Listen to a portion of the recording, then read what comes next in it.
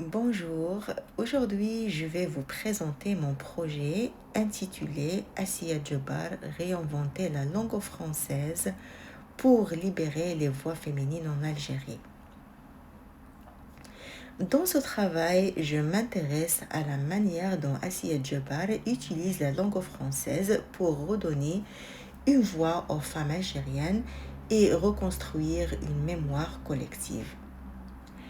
Pour mieux comprendre ce projet, il est important de commencer par situer l'écrivaine elle-même et son parcours. Alors, qui est Assia Djebar? Assia Djebar, de son vrai nom Fatem Zahra Himalayen, est née en 1936 en Algérie, dans un contexte de colonisation française. Elle a très tôt accès à l'école française, ce qui marque profondément son rapport à la langue. Dans toute son œuvre, elle s'intéresse à l'histoire, à la mémoire et surtout aux voix des femmes algériennes, souvent absentes des récits officiels. En 2005, elle devient la première femme originaire du Maghreb élue à l'Académie française. C'est à partir de ce parcours personnel et historique que s'inscrit l'œuvre sur laquelle je vais maintenant me concentrer. Je parle bien évidemment sur son recueil Femmes d'Alger dans leur appartement, publié en 1980. Dans ce livre, Djebar donne la parole à des femmes algériennes enfermées dans le silence, à cause de la colonisation, du patriarcat et de l'effacement historique. Ce texte est central pour comprendre le lien entre langue, pouvoir et mémoire dans son œuvre. Ce recueil pose alors une question essentielle sur la langue et le pouvoir qui constitue le cœur de ma réflexion. Dans l'Algérie postcoloniale, la langue française pose un paradoxe important.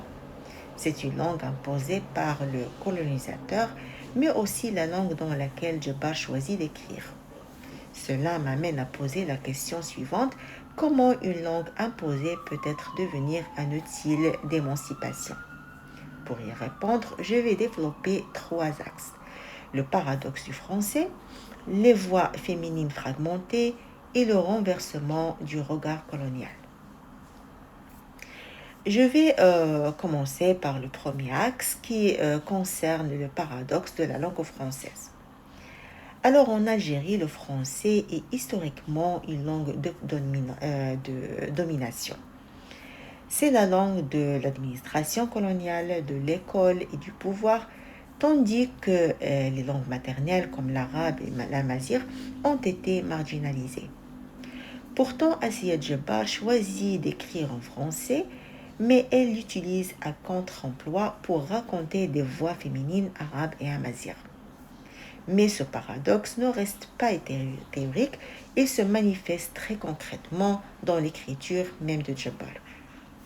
Cette transformation du français se voit concrètement dans son écriture. Djebar utilise des phrases courtes, un rythme proche de l'oralité et une écriture marquée par les silences.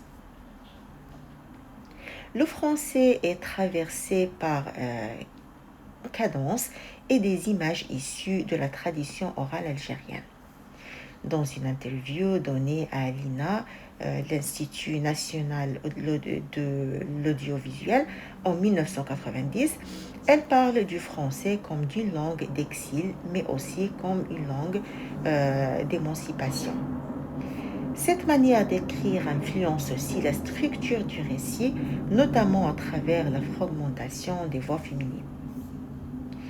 Dans Femmes d'Alger, dans leur appartement, les récits ne sont pas linéaires.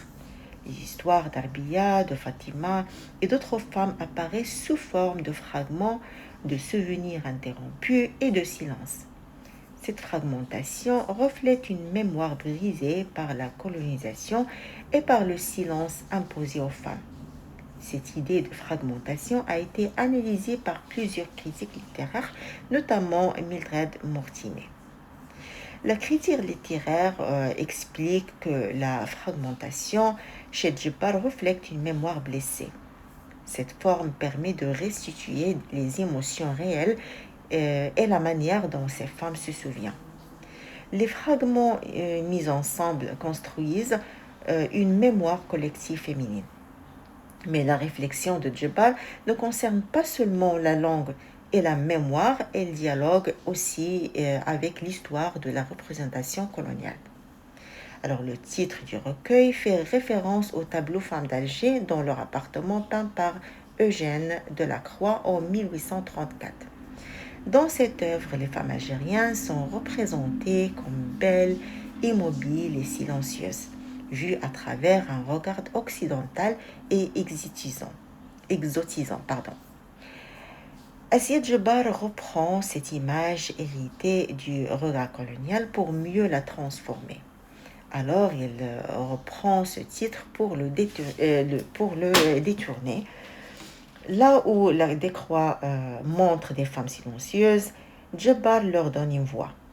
Dans la conférence Pattern de Resistance, of Resistance, il est expliqué que Djebbar inverse le regard colonial en transformant l'image muette en parole vivante. Les femmes deviennent ainsi sujets de leur histoire.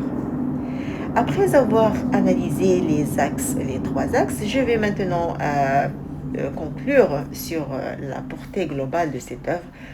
Alors, Femmes d'Alger dans leur appartement montre comment Assia Djebbar transforme la langue française héritée de la colonisation en un outil de liberté grâce à une écriture fragmentée, proche de l'oralité et à un renversement du regard colonial.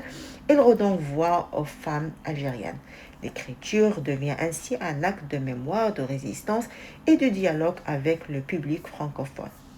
Et avant de terminer, j'aimerais bien souligner que l'écriture d'Assia Djebbar s'adresse à un double public. D'un côté, elle s'adresse au public algérien. À travers ses textes, elle redonne une mémoire aux femmes algériennes, une mémoire longtemps effacée, transmise par la parole, les silences et les souvenirs fragmentés. De l'autre côté, elle s'adresse au public francophone.